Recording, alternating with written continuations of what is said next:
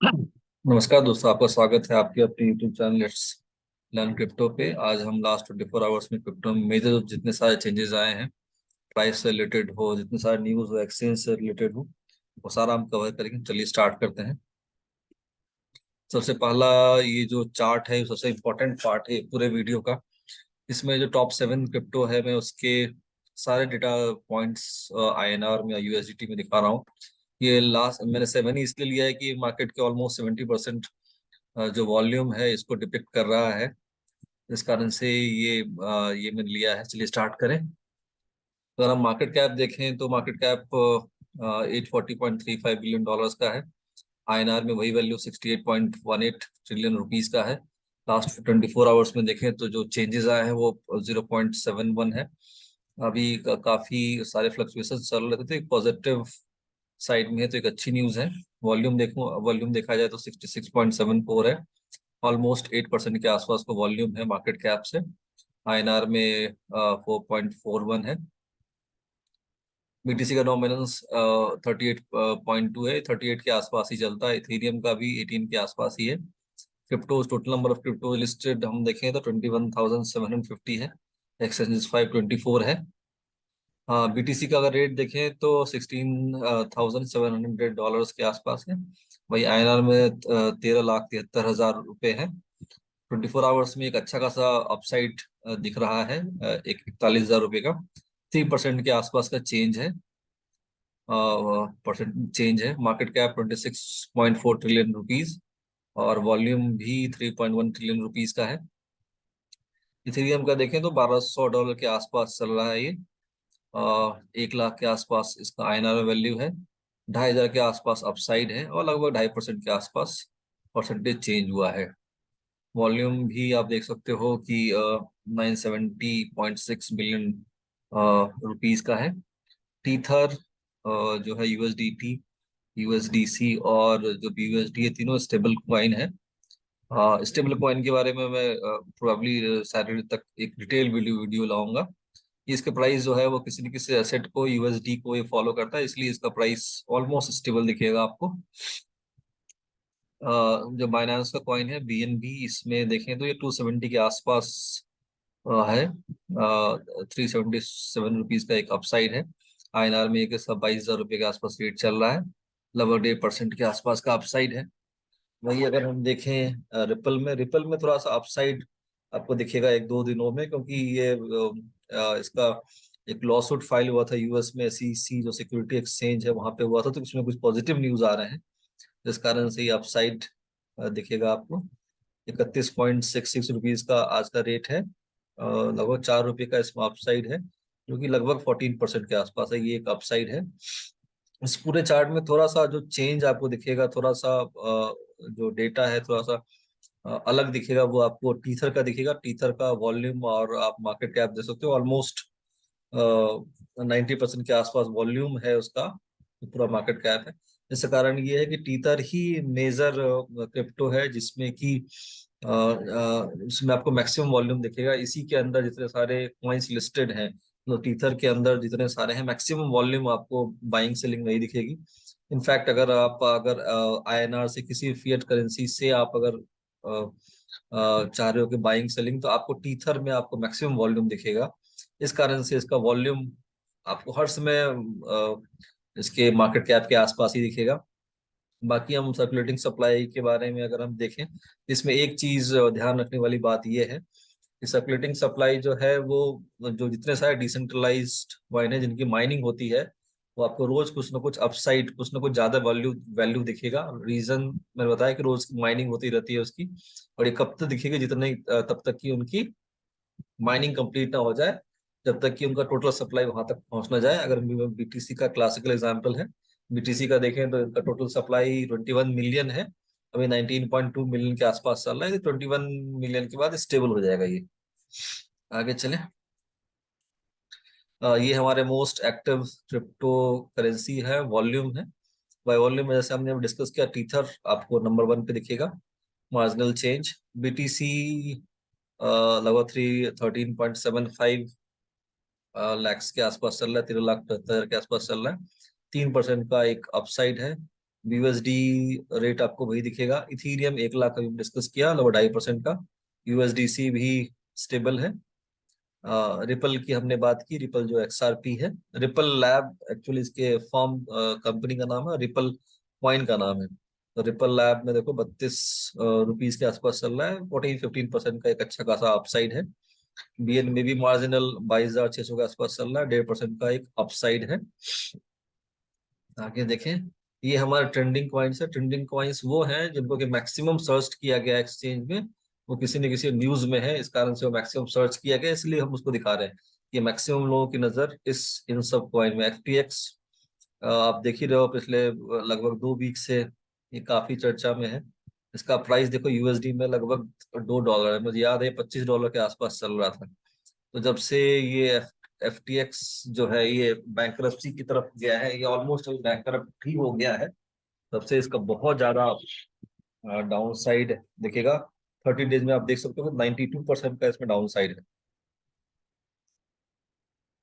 और दूसरा सीरम देखें हम, सीरम जो है वो लगभग $0.3 के आसपास चल रहा है, इसमें एक अच्छा खासा 59% का है। सोलाना सोलाना भी लिंक्ड है कहीं ना कहीं एफटीएक्स से, इस कारण से इसका भी मैं आपको ऐसा बताया था कि $250 के आसपास में मैंने खुद इसका अपसाइड देखा है। अभी $14 के आसपास चल रहा है। लास्ट 30 डेज में 53% का डाउन साइड है। क्रोनोस आप देखें, ये सीआरओ है, सीआरओ का एक्सचेंज भी है crypto.com। इसमें भी आप देख सकते हो 31% का ये है चेंज है। टेरा क्लासिक, टेरा क्लासिक लूना है, इसमें 30% का चेंज दिखेगा। बीटीसी में मार्जिनल 13% का आपको दिख रहा है इसमें। डॉज में 46% है। टेस्ला, ये ओनर जो है इलोन मस्क का फेवरेट कॉइन है, इस कारण से भी इसमें एक चेंज आपको दिख रहा है। आगे देखिए टॉप गेनर्स का है। टॉप गेनर्स जो है, टॉप गेनर्स का मैंने 4 पार्ट में लिया है। टॉप गेनर्स का last 1 day, last 1 week, last 1 year और लास्ट 1 मंथ और लास्ट 1 ईयर, ताकि आपको एक होलिस्टिक आइडिया दिख जाएगी कौन से कॉइन जो है वो किसी न किसी एक पॉजिटिव न्यूज के कारण अपसाइड में होंगे। सीरम को हम देखें, सीरम जो सीरम है, एसआरएम इसका शॉर्ट फॉर्म है। सीरम का भी जो आईएनआर में 25 रुपीज के आसपास चल रहा है। देखें 24 आवर्स में 46% का एक अच्छा अपसाइड है। पॉकेट नेटवर्क इतना है। ई कॉइन हम देख सकते हैं, ई कॉइन आपको कॉमन दिखेगा। ई कॉइन के सप्लाई से भी दिख रहा है कि ये मेमे कॉइन है। मेमे कॉइन को भी मेमे कॉइन, स्टेबल कॉइन, जितने टाइप के कॉइन है, जितने यूटिलिटी कॉइन है, जितने सारे हैं स्टेबल कॉइन, ये वो सारे मैं कोशिश करूंगा इस सैटरडे को एक डिटेल वीडियो बनाऊं, ताकि एक क्लियर आइडिया मिल जाए आपको। आईएनयू देखो, ये भी कोई नया कॉइन दिख रहा है, लग रहा है मुझे, सप्लाई से ही लग रहा है कि ये मेमे कॉइन है। अब लास्ट 1 वीक का हम देखें, लास्ट 1 वीक का डेटा में देखें। ट्रस्ट वॉलेट, सेफ पल, ट्रस्ट वॉलेट के बढ़ने का रीजन ये है कि जितने सारे सेंट्रलाइज हैं, आप ये मैं डिटेल में कवर करूंगा जिसको अभी अब पार्क करते हैं। 72% का अपसाइड है। सेफ पल, सेफ पैल 67%। डीवाईडीएक्स इसका एक्सचेंज भी है, डिसेंट्रलाइज एक्सचेंज, और ये रिसेंटली 2-3 महीने पर लिस्टिंग हुई है, काफी अच्छा खासा इसका अपसाइड था। ये एक नया कॉइन जो दिख रहा है, वोल्ट आईएनयू। लास्ट 1 मंथ में देखें, लास्ट 1 मंथ में ये तो कास्पा और 200% का अपसाइड है। मास्क देखें, 184 वोल्ट आईएनयू, हम इसमें बात कर रहे थे। डीएफवाई कोई, ये कोई डेफी डेफी लग रहा है। ट्रस्ट वॉलेट, ये डिसेंट्रलाइज्ड वॉलेट है। 100% के आसपास अपसाइड। लास्ट 1 ईयर में डेटा पॉइंट देखें, गेन्स फार्म, आप अगर देखो लास्ट 1 मंथ का भी डेटा चार्ट देखोगे तो ये नंबर 1 पे ही दिखेगा आपको, ये गेन फार्म। इसकी सप्लाई बहुत कम है, आप देख सकते हो, लगभग 350% का अपसाइड है। गेन फार्म और गेन नेटवर्क आपको सेकंड पे ही दिखेगा ऑलमोस्ट। लास्ट 1 ईयर में ये डोमिनेंट प्लेयर है। ये भी 350% के आसपास है। प्लेटन कॉइन, ट्रस्ट वॉलेट एक नया एंट्री दिख रही है मुझे कुछ दिनों से। ये तो थे सारे टॉप गेनर्स। अब देखते हैं टॉप लूजर्स। ये किसी न किसी नेगेटिव न्यूज के कारण ये सारे डाउन साइड होंगे। इसमें वैसे ही हम लास्ट 1 डे, 1 वीक, 1 मंथ और 1 ईयर का हम इसमें डेटा दिखाते हैं, ताकि एक होलिस्टिक आइडिया को दिख जाए क्रिप्टो से रिलेटेड। ट्रस्ट वॉलेट देखें तो अभी हम गेनर्स में देखा, गेनर्स में भी था ये, लेकिन लॉन्ग टर्म में गेनर्स में था, लेकिन 24 आवर्स में थोड़ा डाउन साइड है, 10% के आसपास का। 166 रुपीज का इसका रेट चल रहा है अभी। MTX देखें, 0.98, ये भी डिसेंट्रलाइज एक्सचेंज है, डिसेंट्रलाइज एक्सचेंज का कॉइन है 0.98, और लगभग 8% का डाउन साइड है। 1 वीक का देखें, 1 वीक में आप देखो सीरम, SRM जो वहां पे पॉजिटिव चल रहा था या निगेटिव चल रहा है। सोलाना देखें, सोल जिसको हम बोलते हैं, सोल मैंने बताया था कि ये कहीं ना कहीं FTX से लिंक्ड इसको लग रहा था लोगों को, इस कारण से नेगेटिव सेंटिमेंट के कारण ये नेगेटिव जा रहा है। मैं इसको बताया था कि ये लगभग $250, का अगर INR में कन्वर्ट करूँ तो 20,000। अभी कुछ दिन पहले ही ये लगभग 6-7 महीने पहले ही 20,000 रुपये के आसपास चल रहा था। अभी देखो आप, क्रिप्टो में यही है कि वॉलेटिलिटी बहुत है, इसमें रिस्क फैक्टर बहुत ज्यादा है। जितने अपसाइड हैं उतना ही डाउन साइड है। इसलिए अगर मैं लाइटर नोट में बोलूँ तो ये कमजोर दिल वालों के लिए नहीं है ये क्रिप्टो। बाकी सब देख लिया हमने। लास्ट 1 मंथ का देखें, वाइट बिट टोकन ये डाउन साइड काफी दिखा, सोलाना फिर से आ गया यहाँ पे, हीलियम, टेरा क्लासिक्स, एसिड नेटवर्क, ये सारे जो है लास्ट 1 मंथ से ऑलमोस्ट का न्यूज है ये, के आसपास का FTX का न्यूज है। उसके बाद से तो मार्केट आप देख ही रहे हो। लास्ट 1 ईयर में अगर देखें, टेरा क्लासिक, लूना, लूना का ही लग रहा है कि ये लूना नेक्स्ट लूना ना बन जाए FTX, जो ऑलमोस्ट बन ही गया है। उसमें देखो मैंने ओल्ड बताया था, ओल्ड न्यू ये सारे डिसेंट्रलाइज एक्सचेंज के हैं। ओल्ड मतलब पुराना वर्जन, और नया न्यू मतलब नया वर्जन। ये हमने देख लिया। अब चलते हैं हम एक्सचेंज के द्वारा, एक्सचेंज पे ये मैंने सेंट्रलाइज एक्सचेंज और डिसेंट्रलाइज एक्सचेंज दोनों कवर किया है। सेंट्रलाइज एक्सचेंज वो हैं जो कि किसी न किसी उसका कोई ना कोई एक पर्टिकुलर बंदा या फिर एक पूरी ऑर्गेनाइजेशन जो है वो एक ओनर होती है उसकी, कि नॉर्मली कमांडेड होता है, मतलब कंट्रोल्ड एक्सचेंजेस होता है। डिसेंट्रलाइज एक्सचेंज वो है जिसको कम्युनिटी ड्राइव कर रही होती है, आप समझ सकते हो, ओपन सोर्स टाइप का होता है। इसको कोई एक बंदा ना करके कम्युनिटी जो है उसको उसको देख रेख कर रही होती है उसका। इसमें देखिए Binance as usual, centralize exchange में देखिए बाइनांस सबसे प्रोमिनेंट एक्सचेंज है, नंबर 1 पे है। कॉइनबेस दूसरे से देखें तो लगभग 12 गुना के आसपास अपसाइड है। क्रैकन देखें, क्रैकन थर्ड पे। आप अगर पुराने चार्ट्स को देखोगे, पुराना फॉलो कर रहे हो, तो नॉर्मली FTX था यहाँ पे, लेकिन वो अभी हट गया है यहाँ से। क्रैकन देखें, इसकी वॉल्यूम दिख रहे हैं, बाइनेंस जो US में लिस्टेड है वो ये है। KuCoin ही अपना 5th 6th पे स्टेबल बना हुआ है। बिटफिनिक्स इतना, जेमिनी एक नया एंट्रेंट है इसमें। नॉर्मली FTX इधर होता है तो इस कारण से ये नया जेमिनी एंट्री हुई है। आप देख सकते हो कि कॉइन मार्केट के बारे में बताया था कि मार्केट नॉर्मली जितने सारे मेजर पेयर है जिसमें कि बाइंग सेलिंग होती है, अगर मार्केट की बात करें तो USDT का, टीथर का पेयर, USDC का पेयर, BUSD का पेयर हुआ, BTC का पेयर, बिटकॉइन का पेयर हुआ, इथेरियम का पेयर हुआ। तो ये 5 मेजर पेयर होते हैं जिन पेयर्स में आप नॉर्मली फिएट से कन्वर्ट करते हो आप। INR है तो इन इन पांचों में ही मेजरली आप कन्वर्ट कर पाओगे। और इस पांचों के अंदर जितने सारे कॉइन लिस्टेड हैं, मतलब USD के अंदर अगर मान लो 100 कॉइन लिस्टेड हैं, तो वो आ, उसका उस मार्केट के अंदर उतने कॉइन्स हो गए। इसी तरह से जब मैंने 5 पेयर बताया, तो पांचों पेयर में जितने सारे कॉइन लिस्टेड हैं उसके अंदर में, या उसके अंदर जितने सारे कॉइन में आप ट्रेडिंग कर सकते हो, तो सबको ऐड करोगे तो वो मार्केट कहलाएगा। आप अगर गौर से एक्सचेंज में आप अगर आप ट्रेस कर रहे हो तो देखते होगे आपकी, जैसे XRP है, XRP मान लो बिटफिनिक्स में अभी उसका क्या बोलते लिस्टिंग हुई है, तो आपको दिखाया कि बिटफिनिक्स में जो XRP हुई, XRP/USDT, मतलब ये USDT के पेयर में लिस्टिंग हुई है।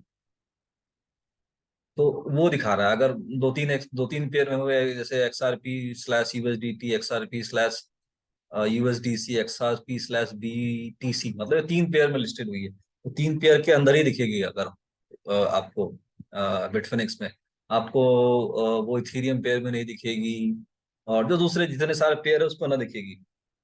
तो ये मैं मार्केट समझाने की कोशिश करता कि मार्केट इतना ज्यादा किस लिए है। कॉइन तो वही जितने कॉइन लिस्टेड हैं, ये हो गया। अब डिसेंट्रलाइज एक्सचेंज को भी एक बार देख लें। डिसेंट्रलाइज में एक्सचेंज में यूनिस्वैप देखें हम, जो इथेरियम चेन पे है, नंबर 1 है इसमें। देखो मार्केट शेयर 46% के आसपास है। क्वाइन भी अच्छे खासे लिस्टेड है। पेयर पेयर मार्केट को आप एक ही फॉर्म में ले सकते हो। पेयर जैसे मैंने मार्केट बताया, यूएसडीटी, यूएसडीसी, उसी तरह से पेयर को भी आप ले सकते हो। बस अलग अलग टर्म टाइप का एक्सचेंज है तो टर्म अलग अलग कर दिया गया है। कर्व ये भी इथेरियम चेयर पे, इथेरियम चेन पे है, इसमें भी देख सकते हो आप। इसमें भी अच्छा खासा इसका मार्केट शेयर है। पैनकेक स्वैप ये जो है वो बाइनांस चेन पे है। इसमें कॉइन अच्छे खासे लिस्टेड है, तो इसमें लिस्टिंग काफी आसान है, ये आप देख सकते हो। Uniswap Polygon chain Matic chain पे है, इसमें भी देख सकते हो आप, उसका डोमिनेंस अच्छा है। यूनिस्वैप का अलग वर्जन है, आर्बिट्रम 1 इस एक्सचेंज पे, इस चेन पे है। 3% यूनिस्वैप का ये नया वर्जन, ये V3 जो है लेटेस्ट वर्जन है। V2 भी अभी चल रहा है, उसका भी 3%। डोडो ये भी टॉप 5 में मैंने देखा है कंसिस्टेंटली, ये भी 2% के आसपास है। ये था डिसेंट्रलाइज एक्सचेंज का।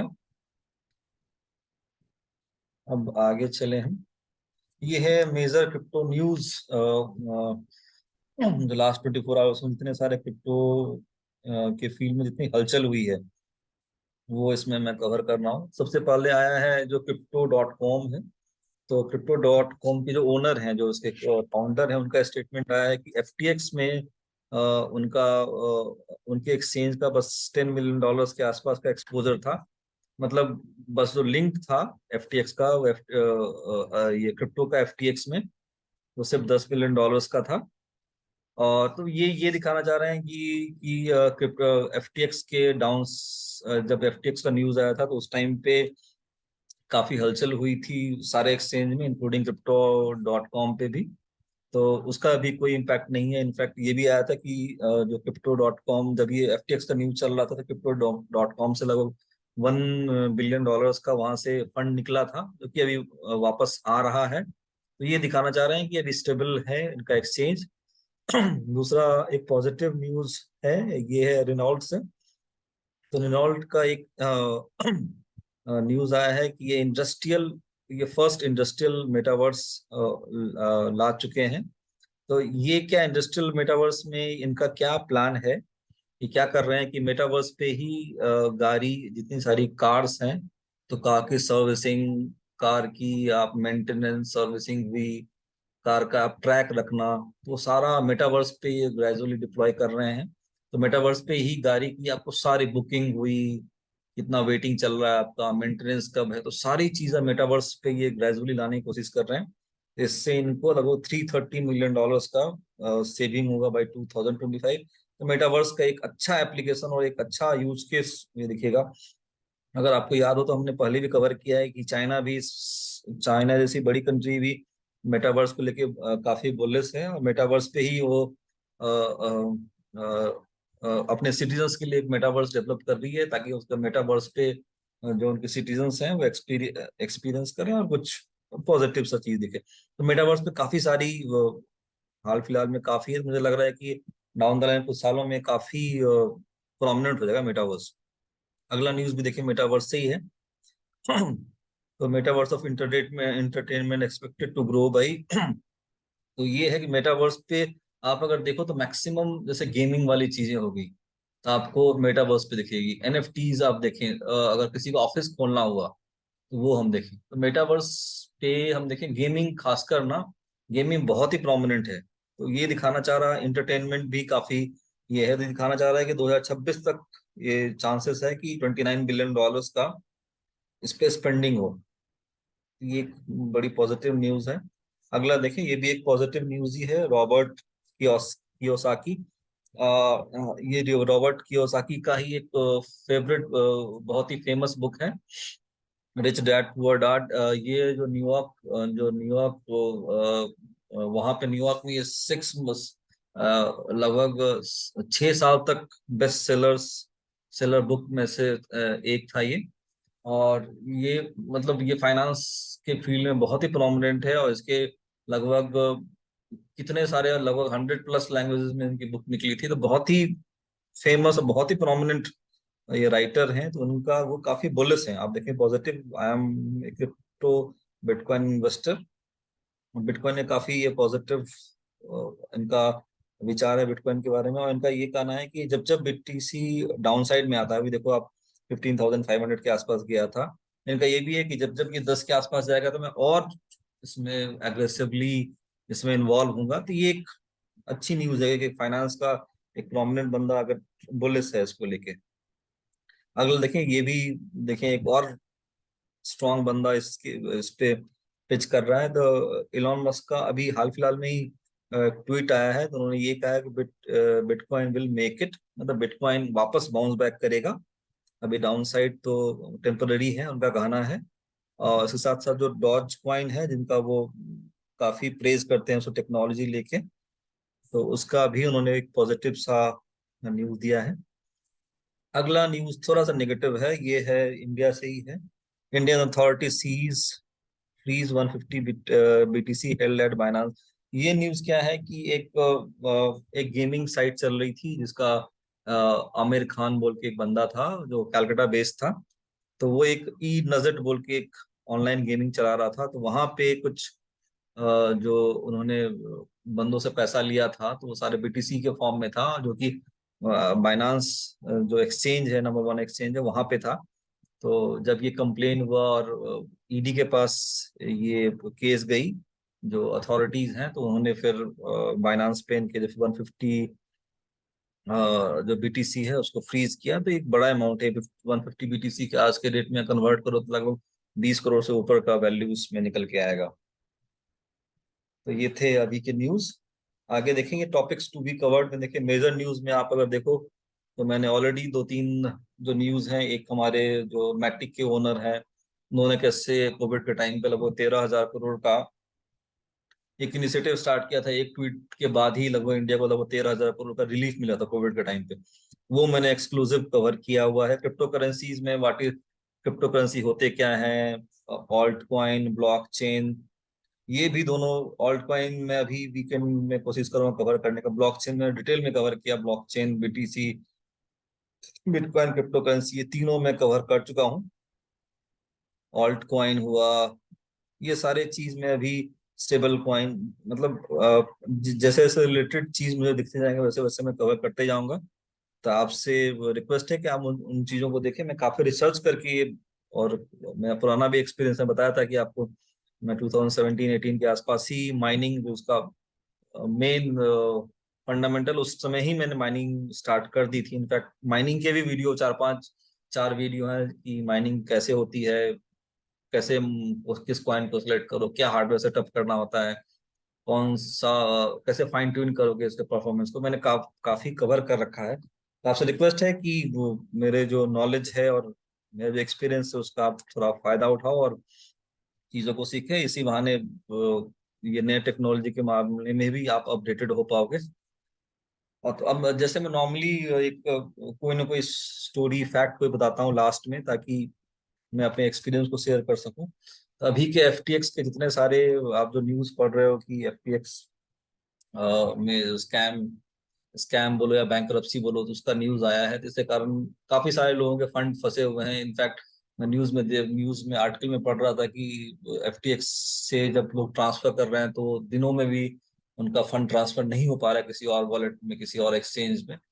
तो एफटीएक्स से और लूना से हमको एक चीज मिल रही है कि जितने सारे सेंट्रलाइज चीजें हैं, एफटीएक्स जैसे है तो वो सारे सेंट्रलाइज है, वो किसी ने कोई उसका ओनर है। तो हमको एक चीज यहाँ देखने को मिल रहा है कि आप सेंट्रलाइज पे बहुत ज्यादा डिपेंडेंट मत रखो। अगर आपके पास 100 रुपए हैं तो मेरा सजेशन यही है कि आप मैक्सिमम 10-15 रुपए के आसपास ही सेंट्रलाइज पे रखो। और जो बाकी पैसे हैं वो किसी डिसेंट्रलाइज वॉलेट पे रखो। अगर ज्यादा आपने इन्वेस्टमेंट कर रखा है तो मेरा सजेस्ट ये है कि जो वॉलेट है, हार्डवेयर वॉलेट है, उन पे जैसे कि आप हार्डवेयर वॉलेट में देखो तो लेजर, नैनो और भी बहुत सारे हैं। सेफ पल के हार्डवेयर वॉलेट हैं, तो उस सब में रखो अगर बहुत ज्यादा पैसे हैं तो। क्योंकि सेंट्रलाइज में चीजें, एक तो क्रिप्टो है, इसका बैकग्राउंड बहुत पता नहीं है, सेंट्रलाइज है, उसमें तो किसी बंदे का एक ओनरशिप है, तो वो क्या बैकग्राउंड में चल रहा है ना, तो ये थोड़ा सा रिस्की है। तो आपसे ये रिक्वेस्ट है कि सेंट्रलाइज्ड मैक्सिमम थोड़ा सा रिसर्च कर लो आप। और जितने भी centralize exchange, in fact centralize exchange और डिसेंट्रलाइज एक्सचेंज भी कवर किया हुई हूँ। सेंट्रलाइज एक्सचेंज में आप बहुत ज्यादा फंड को मत रखो और थोड़ा सा डाइवर्ट रखो डिसेंट्रलाइज एक्सचेंज में। प्लस जो हॉट वॉलेट है, जो हार्डवेयर वॉलेट या हॉट वॉलेट जिसको बोलते हैं, जैसे लेजर नैनो बताया मैंने, सेफ पैल का भी आता है, तो उसमें भी रखो ताकि जो रिस्क है वो रिस्क आपका मिनिमम रिस्क रहे। चलिए अभी के लिए इतना ही। तो आपसे जैसे आपसे रिक्वेस्ट है कि मेरे इस इनिशिएटिव को आप सपोर्ट करें, लाइक करें, सब्सक्राइब करें, अपने दोस्तों से भी सब सब्सक्राइब करें, कुछ कमेंट करें, कुछ चेंजेस चाह रहे हो, कुछ और टॉपिक आप चाहते हो कवर करें। चलिए सर, बाय।